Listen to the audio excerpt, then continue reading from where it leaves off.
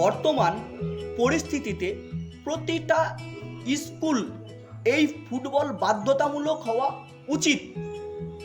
আপনার এই ভাবনার সঙ্গে সম্পূর্ণ একমত হওয়া যায়, কারণ বর্তমান পরিস্থিতিতে শিক্ষার্থীদের শারীরিক ও মানসিক বিকাশের জন্য স্কুলে ফুটবল বা যে কোনো খেলাধুলা বাধ্যতামূলক করা অত্যন্ত জরুরি। বর্তমান সময়ে বাচ্চারা যেভাবে মোবাইল বা স্ক্রিনে আসক্ত হয়ে পড়েছে এবং মাঠের খেলাধুলা থেকে দূরে সরে যাচ্ছে, তাতে এই সিদ্ধান্ত দারুণ ভূমিকা নিতে পারে। স্কুলে ফুটবল খেলা বাধ্যতামূলক করার প্রধান ইতিবাচক দিকগুলি: শারীরিক ও মানসিক স্বাস্থ্য উন্নত করে, স্থূলতা দূর করে।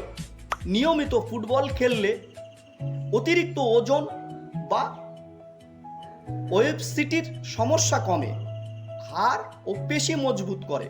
দৌড়াদৌড়ি করার ফলে শরীরের রোগ প্রতিরোধ ক্ষমতা এবং স্ট্যামিনা বাড়ে।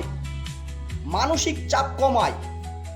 মাঠে খেলাধুলা বাচ্চাদের মানসিক অবসাদ ও স্ক্রিন অ্যাডিকশন অর্থাৎ মোবাইল আসক্তি থেকে দূরে রাখে। সামাজিক ও চারিত্রিক গত গুণাবলীর বিকাশ, দলগত মনোভাব। ফুটবল এক খেলা নয়, এটি বাচ্চাদের একসাথে মিলেমিশে কাজ করার শিক্ষা দেয়। নেতৃত্ব দানের ক্ষমতা, মাঠের পরিস্থিতি সামাল দিতে গিয়ে বাচ্চাদের মধ্যে লিডারশিপ কোয়ালিটি তৈরি হয়। শৃঙ্খলা ও ধৈর্য, খেলার নিয়মকানুন মেনে চলা এবং হার জিত মেনে নেওয়ার মাধ্যমে বাচ্চারা শৃঙ্খল হতে শেখে। বাস্তবায়ন করার ক্ষেত্রে কিছু চ্যালেঞ্জ: মাঠের অভাব, বর্তমান শহরের বহু স্কুলে পর্যাপ্ত বড় খেলার মাঠ নেই।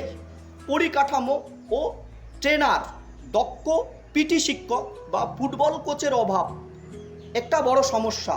পড়াশোনার চাপ, অনেক সময় সিলেবাসের চাপের কারণে খেলাধুলার জন্য আলাদা সময় বের করা কঠিন হয়ে পড়ে।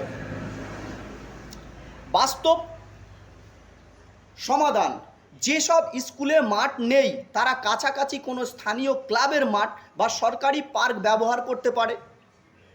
পড়ালেখার রুটিনের মধ্যেই সপ্তাহে অন্তত 2 থেকে 3 দিন একটি নির্দিষ্ট সময় ফুটবলের জন্য বরাদ্দ করা যেতে পারে। শুধু ছেলেদের জন্য নয়, মেয়েদের জন্য ফুটবলের সমান সুযোগ করা উচিত।